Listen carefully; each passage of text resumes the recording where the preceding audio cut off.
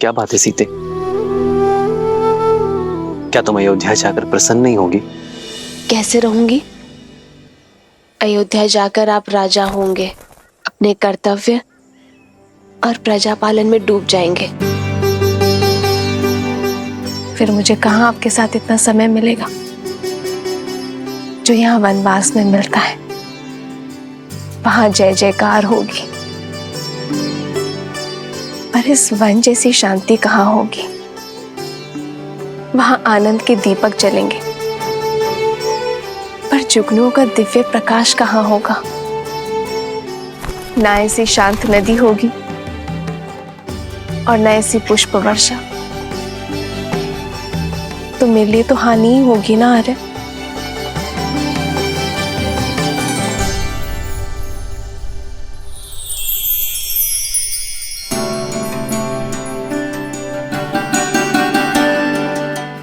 मैं तुम्हें वचन देता हूं सीते कि मेरी सीता को ना ही मेरी कमी खलेगी और ना ही मेरे समय की। ये राम सदा सीता के लिए न्यौछावर है और सदा रहेगा।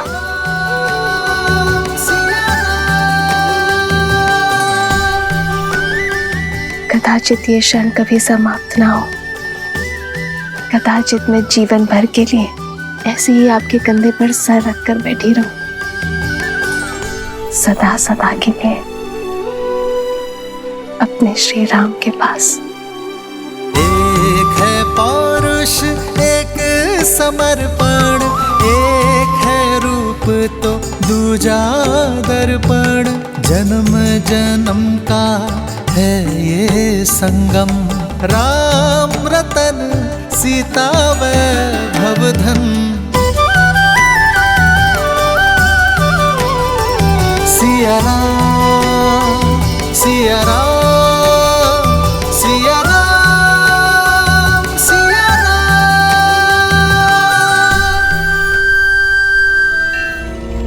मैं राम के सम्मान का हरण करने जा रहा हूं। उस राम का वध क्षण भर में कर सकता हूं मैं, परंतु इससे उसे अपने दुखों से मुक्ति मिल जाएगी। जिस राम की प्रशस्ति तुम गा रही थी, उस राम का नाम छीन लूंगा मैं। लज्जा और दुख के सागर में डुबा दूंगा उसे भी और रघुकुल की रीति को भी। धीरे धीरे करके मारूंगा।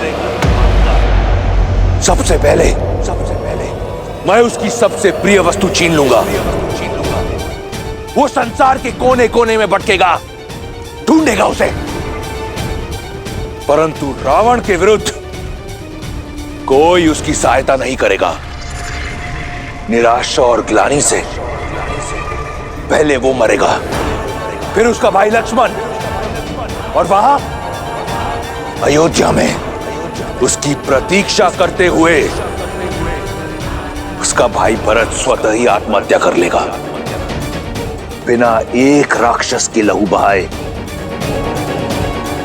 मैं रघुकुल को लहूलुहान कर अपने कुल के नाशक से प्रतिशोध लूंगा, और उसके बाद सब ओर से निराश सीता को निर्विरोध लंका की रानी बनाऊंगा।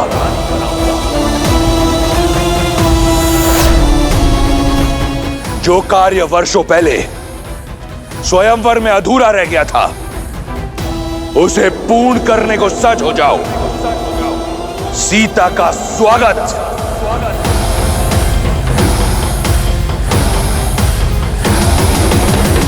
ये अनीति है लंकेश, ऐसा मत कीजिए। अपनी बहन और राज्य के सम्मान के लिए युद्ध लड़ना वीरों का धर्म होता है। आप अपना धर्म निभाइए, अपने अपमान का प्रतिशोध लीजिए। मैं आपके लिए प्रार्थना करूंगी, किंतु एक स्त्री की गरिमा को भंग करना और ऐसा षड्यंत्र रचना सबसे बड़ा अधर्म है, विनाश का कारण है। आपका ये निर्णय लंका के विनाश का कारण बनेगा। मेघनाथ कभी आपको यह अनुचित नीति अपनाने नहीं देगा। उचित, अनुचित, धर्म, अधर्म, इसका पाठ मैं किसी से पढ़ना नहीं चाहता। मेघनाथ इस योजना में सम्मिलित नहीं होगा। इसके लिए मेरे फेंके टुकड़ों पर पल रहा मेरा दास ही पर्याप्त है, और यही होगी उसकी निष्ठा की परीक्षा। नहीं, मैं आपको ये पाप कदापि नहीं करने दूंगी। सावधान! मैंने तुमसे अनुमति नहीं मांगी, और तुम तो क्या, इस संसार में कोई लंकेश को चुनौती नहीं दे सकता।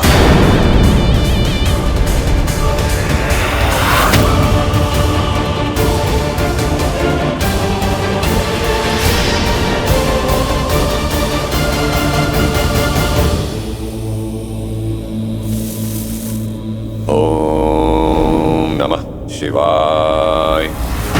ओम नमः शिवाय।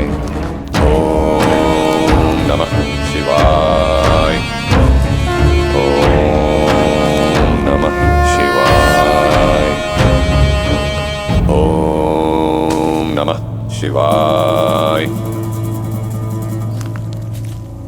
ओम नमः शिवाय। मारीच,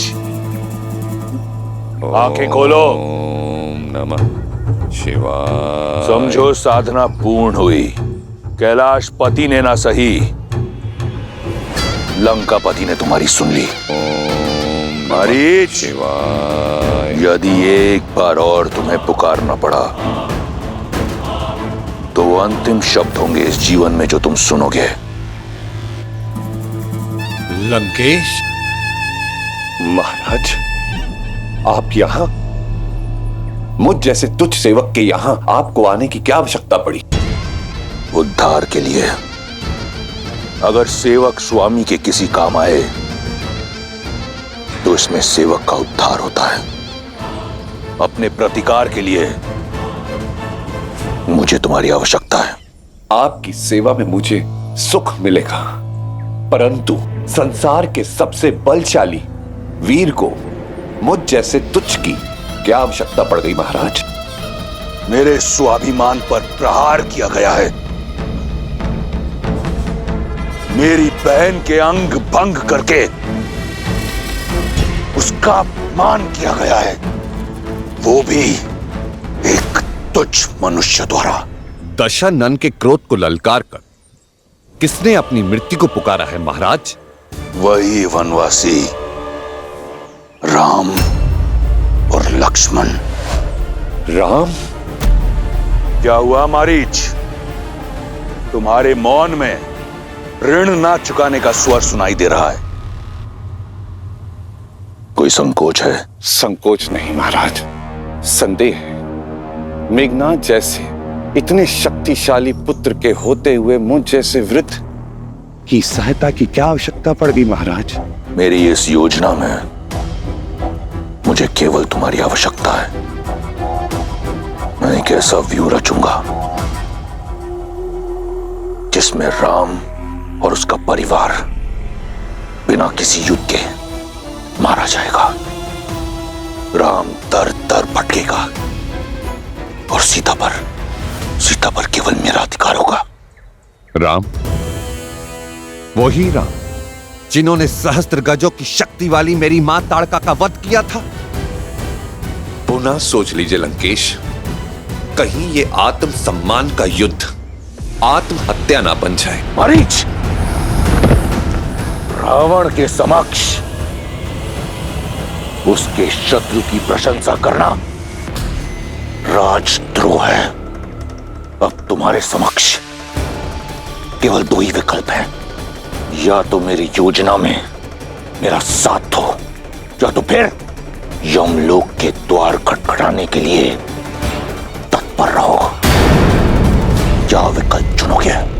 सुनना क्या है महाराज, मृत्यु तो सामने देख रहा हूं। लज्जाजनक हत्या पाने से अच्छा है कि मैं वीर गति पाऊं। आपने शरण दी थी, ऋणी हूं आपका, इसीलिए अपनी मृत्यु का भय नहीं, आपकी सुरक्षा का डर है मुझे, जिससे आप तुच्छ मनुष्य समझ रहे हैं। वो साधारण मनुष्य नहीं है, राम है।